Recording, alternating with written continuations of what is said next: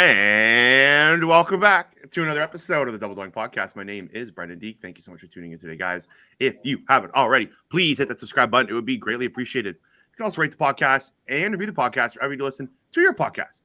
It would also be greatly appreciated. Really cool episode coming for you today. A familiar face is joining me on the podcast today. My friend Clay Harbor is with me. Clay, how are we doing? I'm doing great, guys. I'm doing great. It was a big win Monday night. We got another big game this weekend, so I'm excited. I'm ready to go. Fly, Eagles, fly. Let's do this.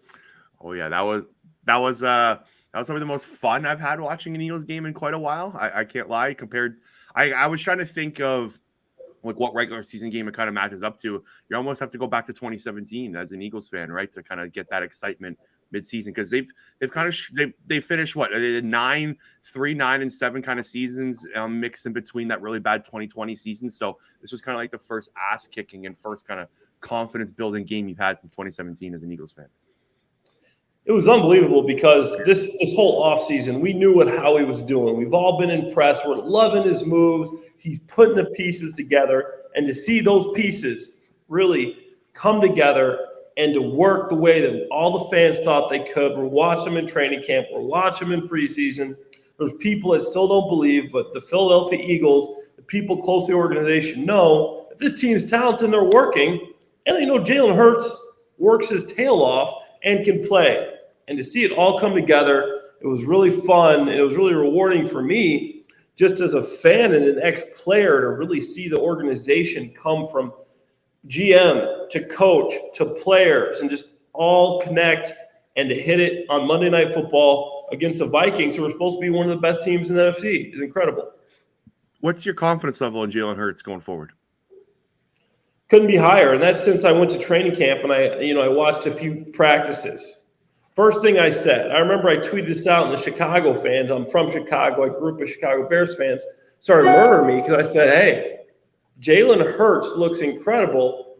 Justin Fields isn't even close to the level of Jalen Hurts. And, you don't know that. You can't tell that. But I can tell. You can tell this guy put in the work. The way he's throwing the football. Yeah, he's always been athletic. He's been able to run the football. His passing, the way he gets the ball out and on time, the way he's leading receivers, the way he's anticipating receivers. You can tell he put in work. You can tell that he's watching film. You can tell that he's doing all the things, extra things that you don't see to be this good. And to me, if he keeps this pace going, I mean, the Eagles go as far as Hurts takes them. They're my favorite to win the NFC right now.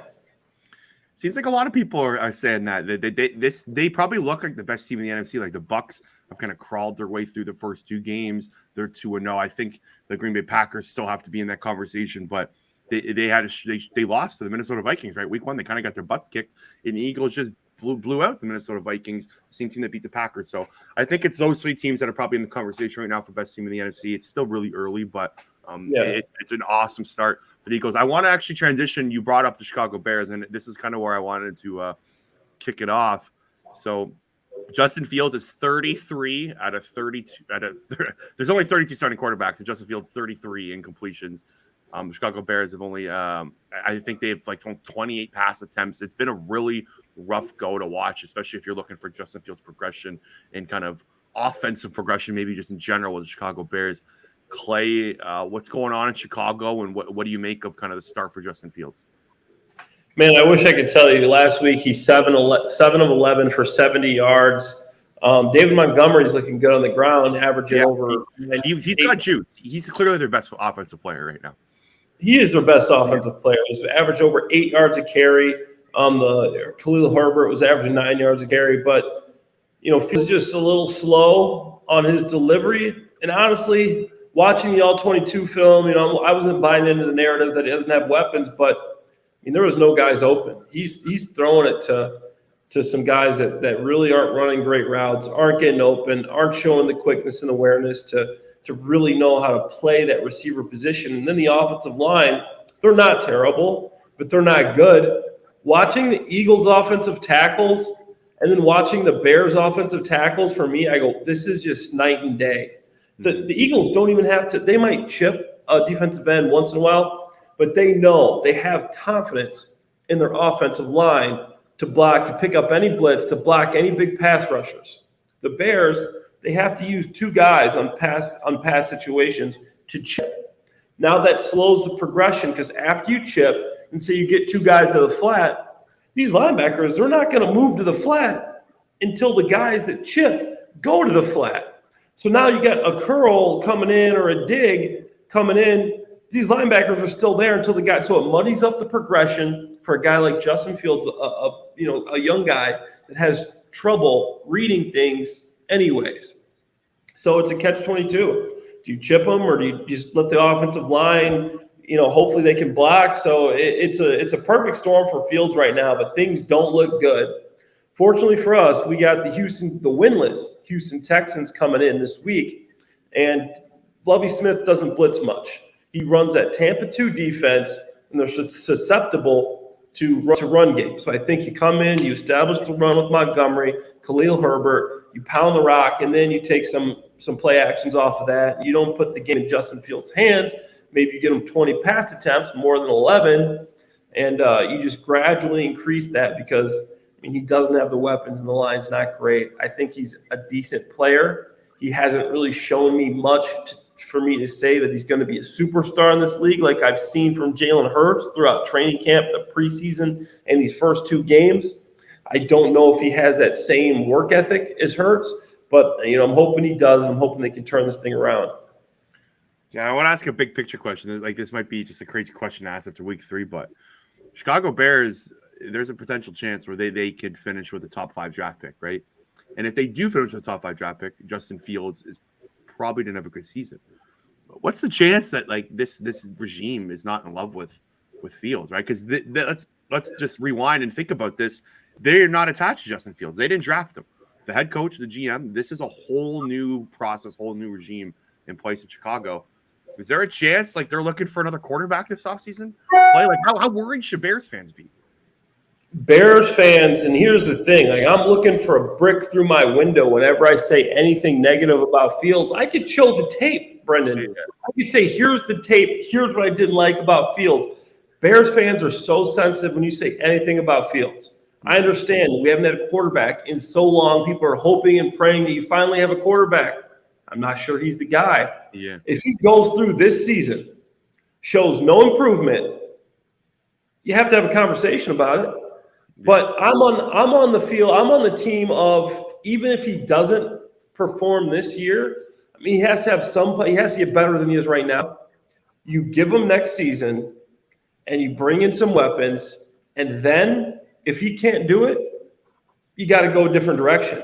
But I'm on the team of where if Fields doesn't perform, if this is how he plays this season, you have to have that conversation. But I think he's going to improve. And if he improves, maybe you get 4, 5, 6 wins, and you're still in that top 5, 6, 7 draft pick, and you could have a chance to get some of these big quarterbacks coming out. Hey, you might have to have that conversation.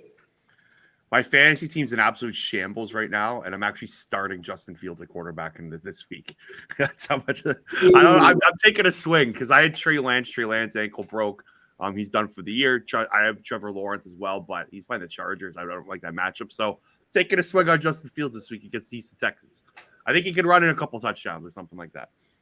Houston held Russell Wilson to a pretty decent pass game last week. So, yeah. That's a big swing for you. And I actually like Trevor Lawrence a little bit more than Fields this week. I know he's going against the Chargers defense with Bosa and Khalil Mack, and obviously they got that secondary back there. But watching that Jaguars, I'm a Jaguars guy too. Yeah. Watching that Jaguars team, it doesn't look near the same. Trevor Lawrence, in my opinion, is miles ahead of Justin Fields. But once again, Trevor Lawrence has Christian Kirk to throw to now. They brought in Zay Jones, who's actually turned into a nice little weapon. They brought in Evan Ingram, who had 7 catches last week. Travis Etienne looks quick and fast, 4 catches.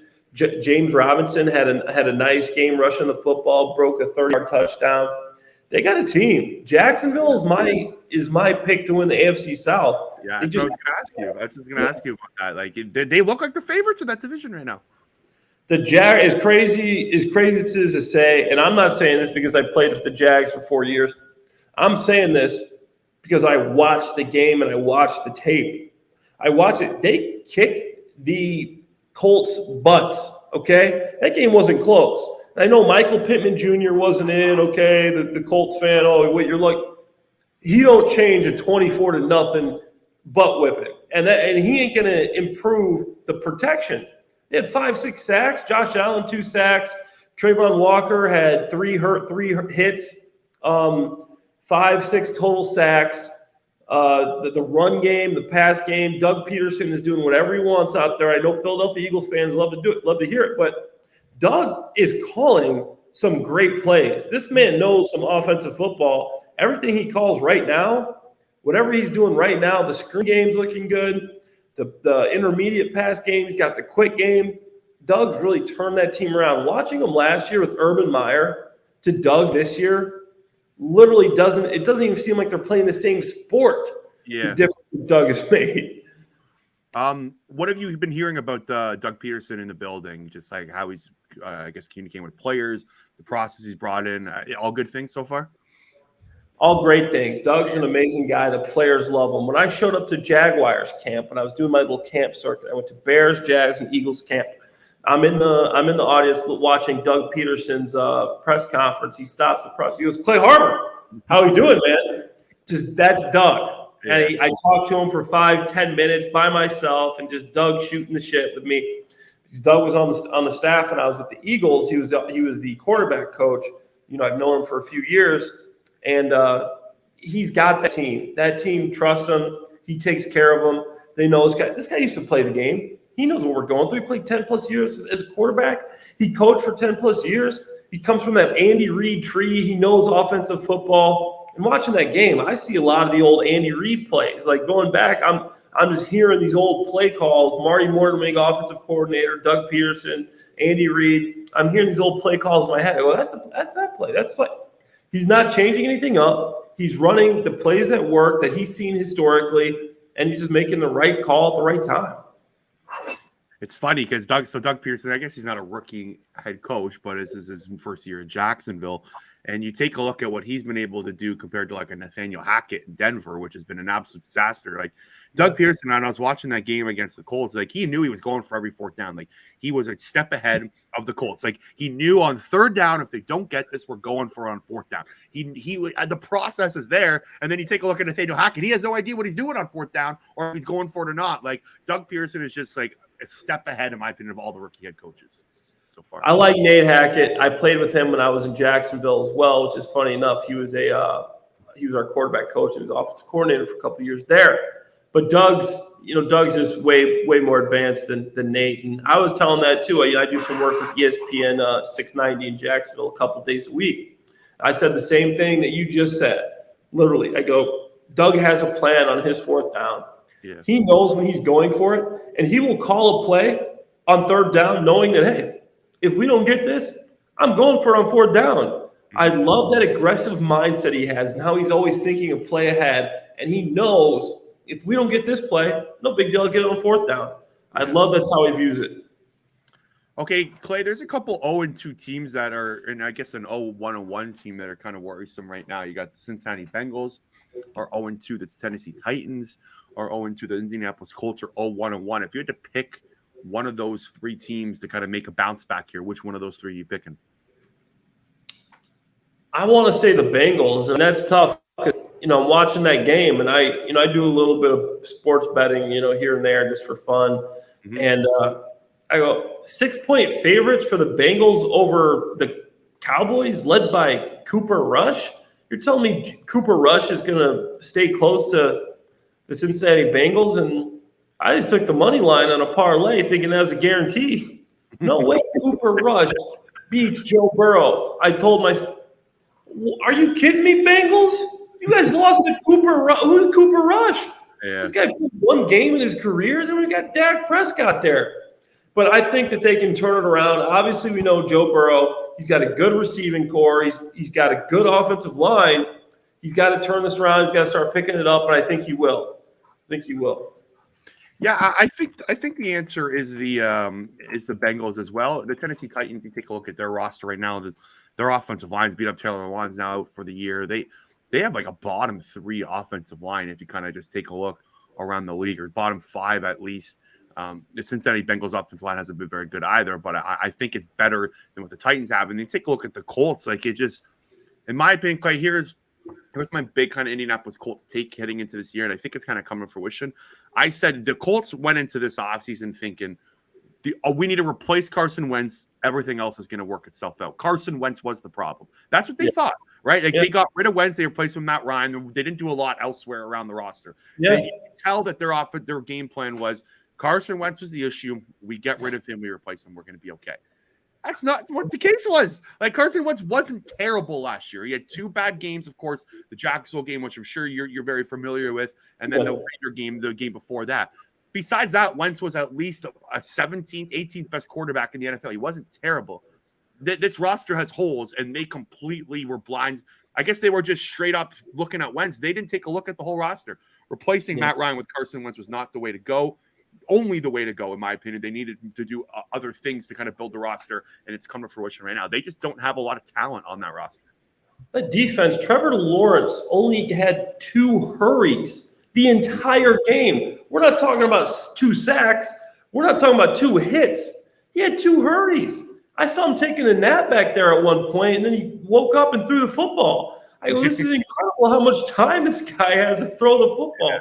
And we got to remember, the Bengals have T. Higgins, Jamar Chase, Joe Mixon. I mean, they got some players there. I think that's – you got the players. You've shown last year that you can make it to the Super Bowl and keep it close, almost win the Super Bowl. The Bengals got to be able to come back from this, in my opinion. But I'm disappointed. You let me down, Burrow. I picked you over Cooper Rush, and I regret it. Nothing worse than a favorite, like, blowing up your parlay. It's happened to me many times. I just did it because there's no way. It happened. It happens. It's football, man, and it's 2 weeks through. Okay, and let's talk about the AFC North here. So there's a big matchup tonight, Browns and Steelers. The Ravens, I don't know how they blew that game. They were up by over 3 touchdowns, I believe, at one point. Tua Tagovailoa just shreds up that defense. Who's the favorite in the AFC North right now, Clay? Like, it's a really weird division, and it's kind of hard to dissect. So far, it's only 2 games. You have the Deshaun Watson factor at some point coming back to the practicing around. So he's back. It's a very odd division. Are the Ravens still the favorites? What do you make of this whole kind of chaos in the AFC North? I'm going to say something that probably not a lot of people agree with, and being from Chicago, I got a soft spot in my heart for this guy, and I'm hoping he can pull something off here. I don't know what's going to happen. Yes. Trubisky, okay. Mitch Trubisky, he had a big loss last week to the Patriots and Mac Jones, and Trubisky didn't play well. He had a quarterback rating of 73. But they are 1-1 right now. I like the team. Mike Tomlin, I love him as a coach. And I don't know if they're the favorites. Obviously, you got the Browns. You got some good teams. You got in that division. But I want to see Mitch perform and succeed. I liked him in Chicago. I think he got an unfair shake, playing with Nagy and not really getting the opportunity to be the quarterback he can be. So I'm going to say against my head and go with my heart here, say I like the Steelers to surprise everyone. Well, Trubisky's got to prove it tonight. He's on a short leash, in my opinion, right now. He hasn't played very well the first 2 weeks, and you got a first-round draft pick sitting in the wings. So I think tonight's going to be really important for Trubisky. Just the primetime lights. You got everybody watching. It's a divisional game. Like, if he can't pull off a win here tonight, the Steelers play the Jets next week, and I think. In my opinion, that's maybe a clean transition from Trubisky to Pickett. But for your happiness' sake, I hope Trubisky pulls it off. No, I know. I'm hoping so too. But Kenny Pickett obviously did look really good this preseason, and they got him waiting in the wings. And I know they want to get that George Pickens, Kenny Pickett connection going. Haven't seen much from Pickens after hearing about him all preseason, all training camp, how he's going to be the best receiver in this draft class. So I'm excited to see what happens there, but I'm hoping for now, Mitch can pull through, have a couple big games, and lead the Steelers to a division title. Okay, I want to go back to about 10 minutes ago. You said that Nathaniel Hackett used to play under him. What's going on with him in Denver, Clay? Like, it's hard to kind of put your finger on it, because This is now 2 games where the fourth down decisions have been very odd. The offense just doesn't look it doesn't have a lot of juice to it. Russell Wilson is almost kind of second guessing himself. This is, I don't know if disaster is the right word, Clay, but this is almost a disaster start for this rookie head coach Nathaniel Hackett there. What do you make of what he's doing right now in Denver? What did you, I guess you said he was a quarterback coach when you were in Jacksonville. How is he as a guy? Like, he seems like a very nice guy, seems like a very jolly, happy-go-lucky kind of dude, but does he have it in him to kind of turn this thing around in Denver? Honestly, as knowing Nate, he was like a goofball, nice guy type. Dude, you'd love to talk to him, hang out with him, but I didn't get the whole head coach vibe from him. And I like Nate, but he was always goofy and cracking jokes, and that was the type of guy he was, which is cool. But I'm like, how is he going to command the respect of an entire team? And obviously, here's the thing. You know these players as their position, and sometimes they realize they got to change their personality when they become a different position. So just like Matt Nagy, when I was with the Eagles, Matt Nagy was a quality control. Nagy was like one of the dudes on the team. Talk to him like a player. Now that he's the head coach, he obviously has to change his personality and his persona.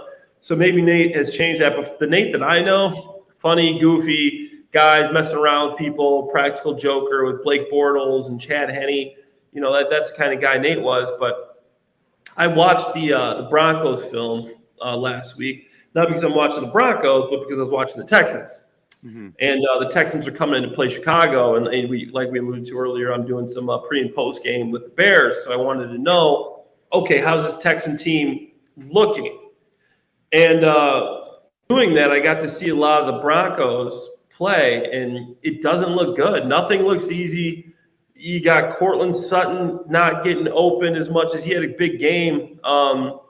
Cleveland, Jerry Jeudy, they're supposed to have a good receiver core, but Russell doesn't look comfortable. I think his rating was 65 last week, QBR of like 40. He's not looking like the Russell Wilson that we thought we'd see. Run game looks good, but Melvin Gordon only had 47 yards. I think they can improve there. I think it just comes down to, Nate's got to do a better job of calling plays and getting the guys ready. And I think they still can improve. You got Russell Wilson. He's known around the league as one of the hardest workers. He's going to leave no stone unturned. But that's one of the reasons I'm worried about the Bears. You're saying Justin Fields on your fantasy team. I saw what they were doing to Russell Wilson. Russell Wilson had 200 yards, a 45 QBR, and a 66 rating. 1 touchdown, 1 interception.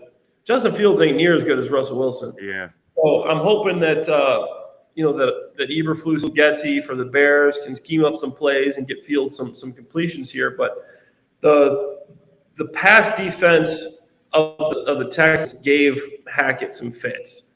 I think he can run the football, but it's interesting out there. I think Hackett's got to improve. I heard on a podcast or like a radio show, it's like, Nathaniel, you would love Nathaniel Hackett to be your neighbor, but not your football coach.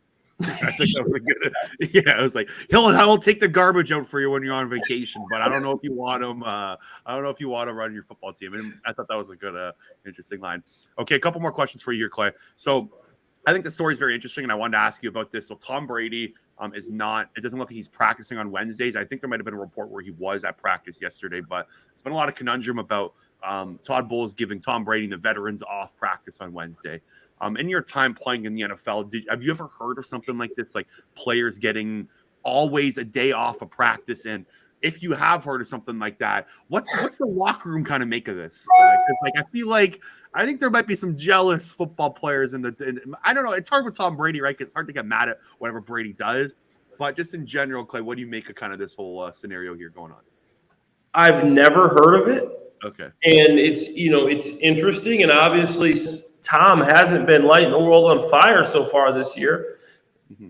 Obviously, he's missing a lot of guys. Started off hot. Godwin's hurt. Mike Evans is out a lot of the game. Julio Jones is out. So who actually throwing the ball to over here? You don't even know who he's throwing the ball to. But you got to realize that's Tom Brady, and you can't let that affect you. But the thing is, like, guys call plays different. Guys call motions different. Guys call things. They see audibles different. So if you want to get the whole team, in the same field here, you want to get them on the same page. Tom Brady should practice. Not so much that we're worried about Tom not being able to perform on Sunday after 18 years of playing. I don't know how many years this guy's played, but more so is you want to get the guys on the same page for him. He calls the plays fast. He calls the audibles fast. He gives the signals fast. You want to make sure everybody's on the same page. He's pointing out the mics a different way. So my thing isn't we have to worry about Tom Brady, but you want to get everybody else on the same page, in the same boat, going the same direction. And with Tom not practicing on Wednesday, that makes it difficult.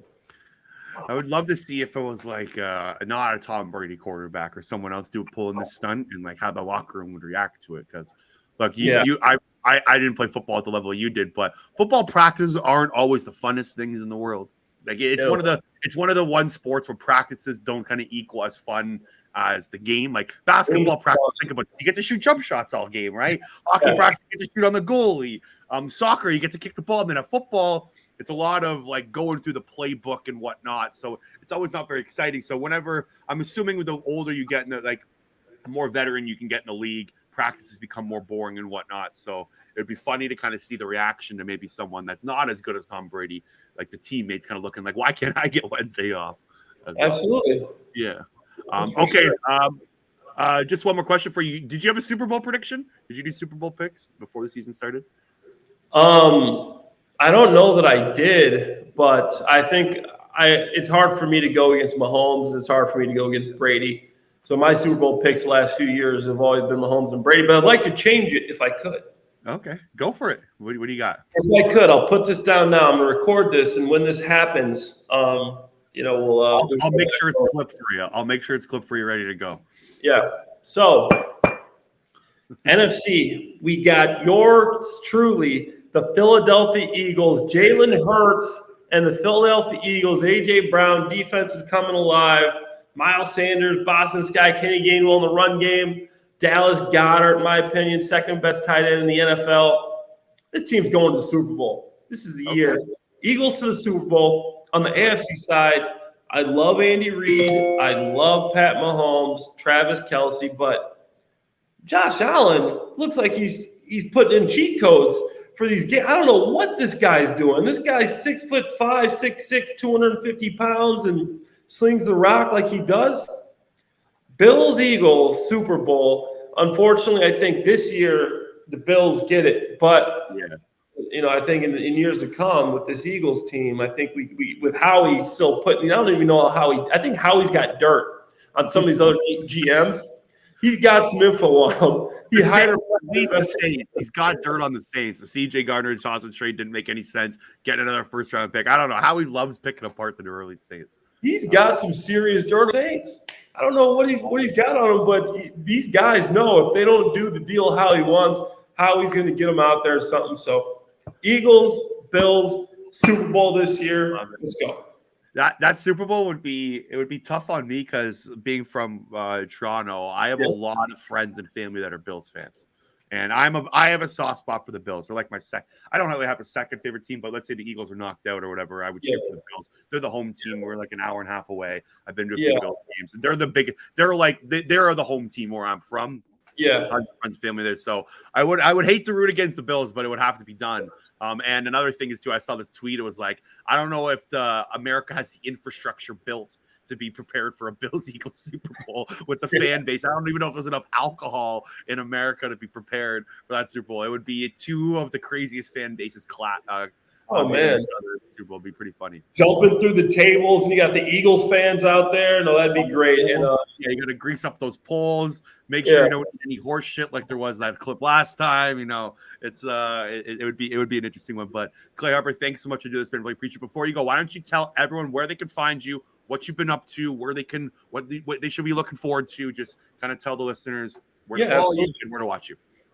Yeah, so follow all my football content I'm putting on Twitter. I got a couple of podcasts. I do a Believe in Jaguars podcast. Got 2 episodes weekly. I'm starting a Bears podcast as well, coming soon. If you follow me on Twitter, you'll find out about that. And twice a week, talking ESPN 690 Jacksonville football. I'm also doing the Bears pre- and post-game shows for all the CBS games this year, which is only 3, unfortunately. But follow me on Twitter. You'll get all the info from there. That's cool. My friend Claire, thanks for doing this, man. Let's talk soon. Awesome, Brendan. Appreciate it.